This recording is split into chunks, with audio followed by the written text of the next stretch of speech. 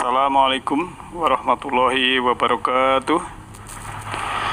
Alhamdulillahilladzi anzala ala abdihil kitaba wa lam yaj'al lahu iwaja qayyiman liyundira ba'san syadida miladunhu wa yubassiral mu'minina alladzina ya'maluna as-solihati anna lahum ajran hasanah. Segala pujian milik Allah yang telah menurunkan kitab Al-Quran kepada hambanya, dan Dia Allah tidak menjadikannya pada kitab itu suatu kebengkokan. Kitab itu sebagai bimbingan yang lurus untuk memberi peringatan orang yang tidak beriman dan memberi kabar gembira bagi orang-orang mukmin yang mengerjakan amal soleh, bahwa untuk mereka ada balasan yang terbaik. Ikhwanidin, kajian Majelis Taklim Nurul Huda yang insya Allah dirahmati oleh Allah Subhanahu wa Ta'ala. Kita jumpa lagi dalam kajian online yang insya Allah pada malam hari ini masih teruskan tema yang kemarin. Ikhwanidin yang berbahagia, dan marilah kita selalu bersyukur, mengucapkan alhamdulillah bahwa kita ini masih diberi kesehatan, kenyamanan, kedamaian, keselamatan oleh Allah Subhanahu wa Ta'ala. Dan dengan itu, insya Allah keberkahan hidup kita akan dilimpahkan kepada kita semua. Kita masih membahas tentang pemimpin dalam Al-Quran, yang kemarin sudah kita bahas dari beberapa ayat yang berhubungan dengan pemimpin. Ada istilah imam, ada istilah rois, ada istilah ulil amri, umaro, khalifah, wali atau aulia, dan sebagainya. Kita akan membahas dulu mulai dari surah 4, surah An-Nisa ayat 59. A'udzubillahi minasyaitonirrajim. Ya ayyuhalladzina amanu atiullaha wa atiur rasula wa ulil amri minkum. Fa in tanaza'tum fi syai'in farudduhu ilallahi wa rasuli in kuntum tu'minuna billahi wal yaumil akhir. Dzalika khairum wa ahsanu ta'wila. Hai manakah orang-orang yang telah beriman, taatilah Allah, ya, dan juga taatilah Rasul dan ulil amri dari kamu sekalian. Jadi kita seorang beriman disuruh bertaat Allah. Taatlah Allah, ya, taatlah Allah melalui Rasul. Nah gitu. Jadi kita dalam ketaat Allah itu memang melalui Rasul, karena firman-firman Allah lewat dulu kepada Rasul, kemudian sampai kepada kita. Dan juga yang berhubungan dengan muamalah ataupun pemerintahan, amri, urusan, itu adalah ulil amri yang utama.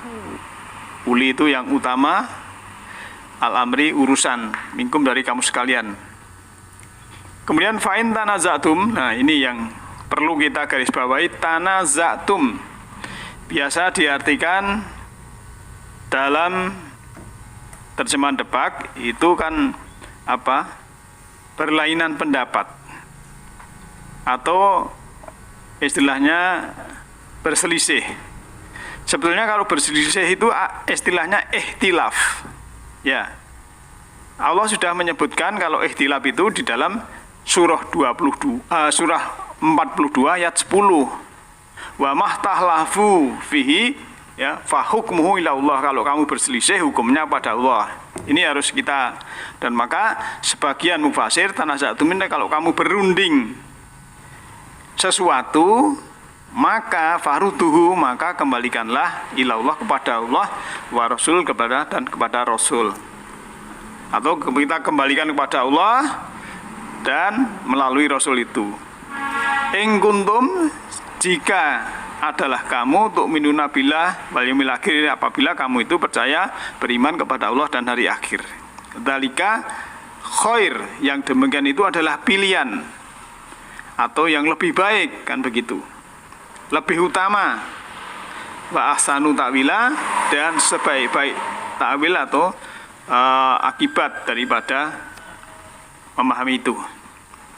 Nah, ikhwatin yang berbahagia, yang berhubungan dengan ulil amri, ya, yang utama dari pemerintahan itu memang mestinya yang mengambil keputusan panglima tertinggi, itu harus kita taati, kita doakan, kan begitu menurut beberapa ayat yang kita pelajari. Jadi jangan sampai kita ini ya istilahnya meremehkan atau apa, karena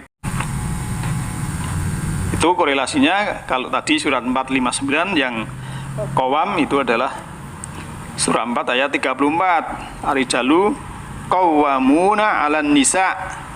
Ya. Jadi itu kan ayatnya kalau tidak salah terusannya kan bima faddalallahu ba'dhum 'ala ba'din dan seterusnya. Nah, kita sekarang sudah tahu bahwa ternyata ada istilah ulil amri, kemudian ada istilah imam. Ya. Imam malah biasanya kalau di harian itu kan ya biasa imam sholat kan begitu kan. Padahal sebelumnya imam ini ya kalau kita mengacu kepada surah kedua ayat 124 itu memang setelah Ibrahim itu melaksanakan ya beberapa kalimat dari Allah, Allah berfirman kepada dia, ini ca'iluka linnasi imama, aku akan menjadikan engkau imam untuk manusia. Dan Ibrahim menjawab, wa min dzurriyyati, dan juga anak turunku. Jawab oleh Allah, la yanalu ahdid zalimin, ya. Bahwa ya janjiku ini tidak berlaku bagi orang-orang yang zalim. Walaupun keturunan Nabi kalau zalim ya tidak bisa kan begitu. Ini yang berhubungan dengan imam. Kemudian yang berhubungan dengan wali aulia itu memang kalau kita harusnya membaca dalam surat 10 ya, mulai dari ayat 60 sampai 62. Di situ ada istilah bahwa ala inna auliya Allahi la khaufun alaihim walahum yahzanun. Sungguhnya para wali-wali Allah itu tidak ada kekhawatiran terhadap mereka dan tidak pula mereka bersedih hati, yaitu iman takwa. Ayat di atasnya kan begitu.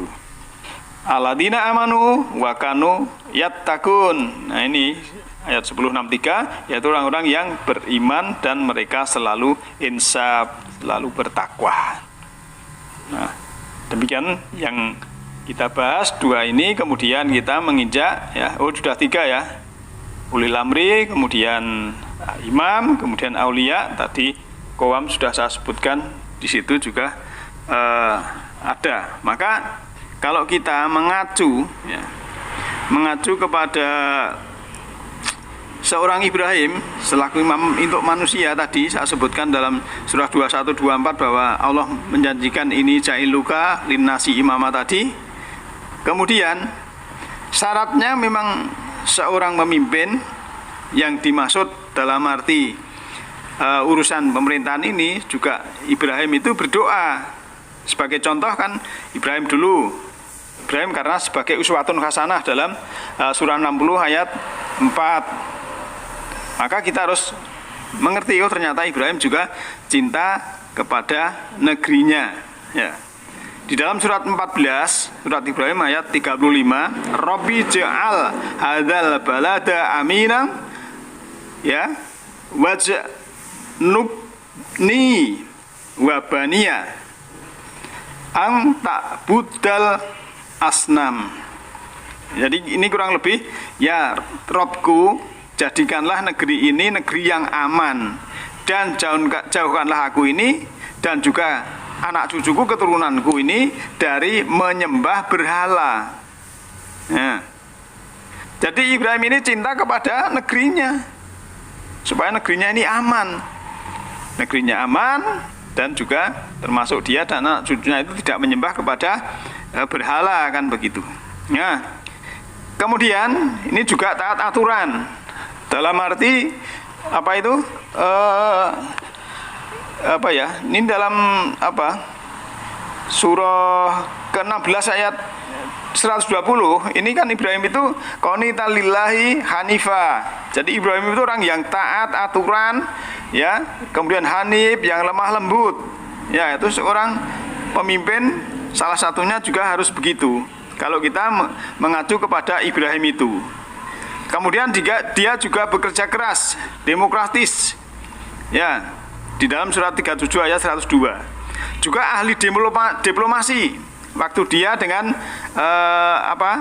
raja, seorang yang harus kita contohkan juga.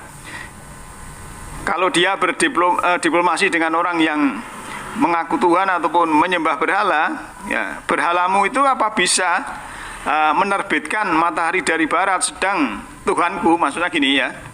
Jadi Ibrahim itu, Tuhanku ini bisa menerbitkan matahari dari timur. Tetapi apakah Tuhanmu itu yang kamu sembah, berhala itu, bisa menerbitkan matahari dari barat, kan begitu. Ini kan istilahnya diplomasi ini dalam surah kedua ayat 258 ini.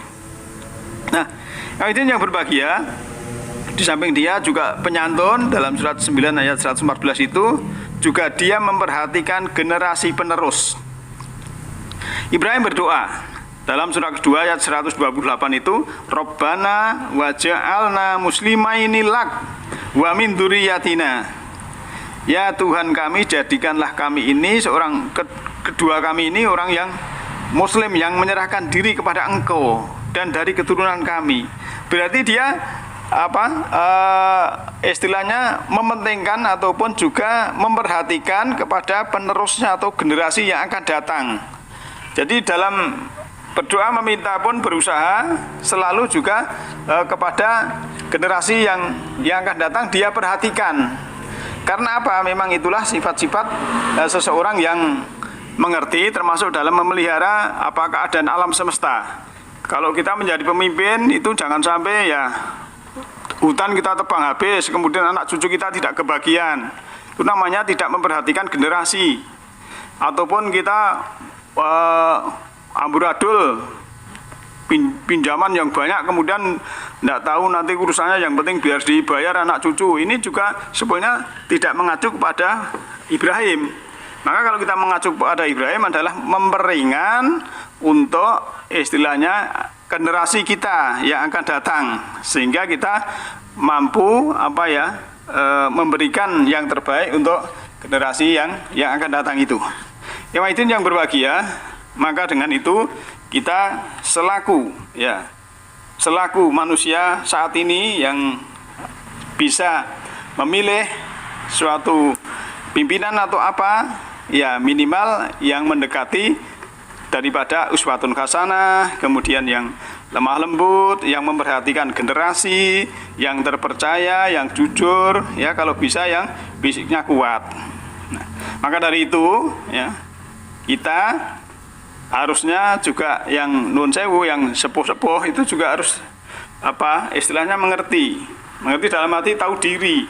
Biarlah yang lebih muda, yang lebih itu muncul ke permukaan. Jangan sampai ada sudah tua, sebetulnya sudah tidak mampu, ya masih mengharapkan menjadi pemimpin, apalagi mengurusi negara dan lain sebagainya. Nah, mudah-mudahan dengan hal-hal ini yang ada di dalam Al-Quran, kita menjadikan ada kesadaran, dalam arti kesadaran spiritual, sehingga kita baik mau menjadi pemimpin itu juga harus spiritualnya juga kuat, rohaninya bagus, ibadahnya kepada Allah baik. Kalau kita memilih juga harus tahu diri, dalam arti kita memilih dengan hati nurani yang terbaik untuk masa depan anak-anak kita, masa depan negara, dan masa depan